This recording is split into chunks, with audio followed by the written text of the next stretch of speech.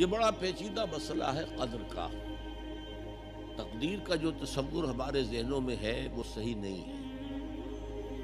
قدر کہتے ہیں اندازے کو، ایویلویٹ کرنا، کسی چیز کی قدر و قیمت کا اندازہ کرنا. اللہ نے ہر جاندار کے لیے ایک اندازہ مقرر کر دیا. مثلا چھوٹی سی چڑیا ہے اور وہ ہوا میں اڑتی پھر رہی ہے. انسان ہوا میں نہیں اڑ سکتا. مشین بنا کر ہوائی جہاز میں اڑ جائے، خود تو نہیں اڑ سکتا. تو یہ ہر نوع کی ایک تقدیر ہے. اسی طریقے سے ہر انسان کے بھی کچھ لیمیٹیشنز ہیں. ہر انسان کو دو چیزیں ملتی ہیں جس میں اس کا کوئی دخل نہیں. اسے والدین کی طرف سے جینز مل رہے ہیں، اس کے اثرات اس کی شخصیت پر ہوں گے. پھر جس ماحول میں اسے پیدا کیا گیا ہے اس ماحول کے اثرات ہوں گے. ان دونوں سے مل کر شاکلہ بنتا ہے. قرآن مجید نے شاکلہ کہا ہے. شاکلہ کہتے ہیں پیٹرن کو. آپ نے لوہے سے کوئی چیز ڈھالنی ہے تو پہلے لکڑی کا پاٹرن بناتے ہیں. ہمارے مصری لوگ پاٹرن کہتے ہیں اس کو. اسے آپ پیٹرن سمجھیے تاکہ اس میں آپ نے لوہا پگھلا کر ڈالا تو اسی کے مطابق ڈھل گیا. تو ہر انسان کا ایک پیٹرن ہے جو اس کے جینز سے اور اس کے انوائرمنٹ سے بنا ہے، اور ہر انسان کا محاسبہ اسی اعتبار سے ہوگا. اگر کسی کے شاکلہ میں 100% نیکی کا اللہ تعالی نے صلاحیت رکھی تھی اور اس نے 40% کی ہے، وہ مارا گیا. جس کے اندر رکھی ہی 50% دی، اس نے 40% کر لیا، کامیاب ہو جائے گا. لا یکلف اللہ نفسا الا وسعها. Every individual will be judged according to what was given to him by Allah subhanahu wa ta'ala. لیکن تقدیر کا مطلب یہ نہیں ہے that we are bound to do something. No. There is no predestination. It's only pre-knowledge. اللہ نے مجھے اختیار دیا، چاہے یہ کرو چاہے وہ کرو، اما شاکرا و اما کفورا. فمن شاء فلیؤمن ومن شاء فلیکفر. جو چاہے ایمان لائے، جو چاہے کفر کا اختیار کر لے. لیکن اللہ کو معلوم ہے کہ تم کیا کرو گے. یہ پری نالج ہے اللہ کا، پری ڈیسٹینیشن نہیں. اللہ نے مجبور نہیں کیا ہے. ہاں وہ لمیٹیشن جو آپ کی شخصیت کے اندر ہے وہ اپنی جگہ ہے، لیکن نیکی اور بدی، خیر اور شر، حق و باطل کا چوائس آپ کو دیا ہے. اما شاکرا و اما کفورا. اور فمن شاء فلیؤمن ومن شاء فلیکفر. This free will is with you and you will be adjudged on the basis of this free will.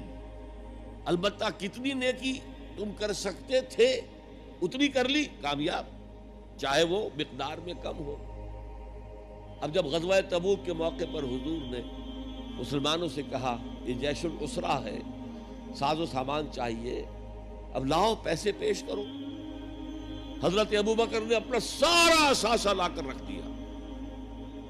پوچھا اپنے بال بچوں کے لیے کچھ چھوڑ کر آئے ہو؟ کہ کچھ نہیں چھوڑا. صدیق کے لیے ہے خدا کا رسول، بس اللہ کا نام چھوڑ کر آیا. اب حضرت عثمان نے بہت دولت دی اس وقت.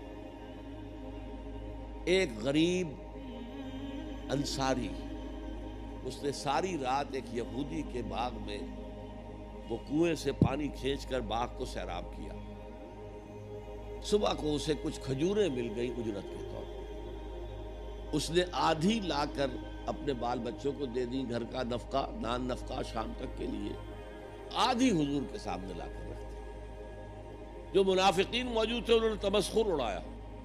ہاں جی ہاں، بغیر ان کھجوروں کے تو یہ لشکر جا ہی نہیں سکتا، یہ تو بہت. حضور نے کیا کہا؟ ان کھجوروں کو اس پورے ڈھیر کے اوپر پھیلا دو، اللہ کی نگاہ میں یہ اس پورے ڈھیر سے زیادہ بھاری ہے. آپ جو کچھ کر سکتے ہیں کیجئے.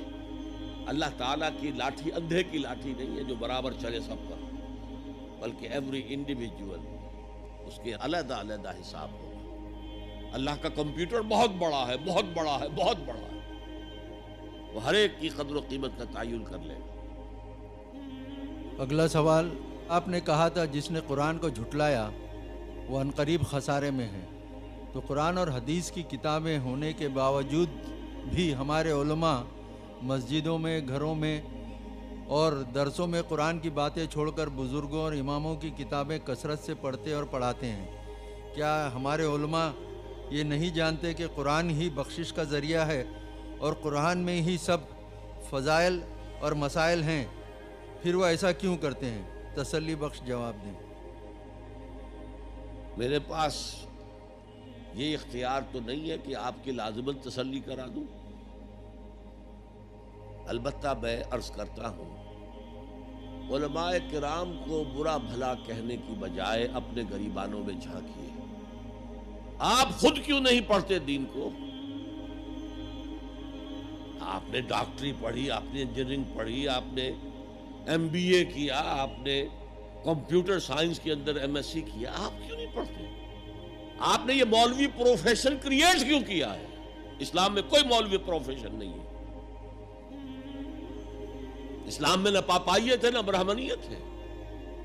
ہر مسلمان کو اس قابل ہونا چاہیے کہ نماز پڑھائے، ہر مسلمان کو اس قابل ہونا چاہیے اپنی بیٹی کا نکاح خود پڑھائے، ہر مسلمان کو اس قابل ہونا چاہیے کہ اپنے باپ کا جنازہ خود پڑھائے۔ جو دعا اس کے دل کی گہرائی سے نکلے گی وہ کسی عالم دین کے دل سے نکل سکتی ہے۔ تو اصل میں ہم نے اختیار کیا دنیاوی تعلیم، جس میں پیسہ ہے، جس میں عزت ہے،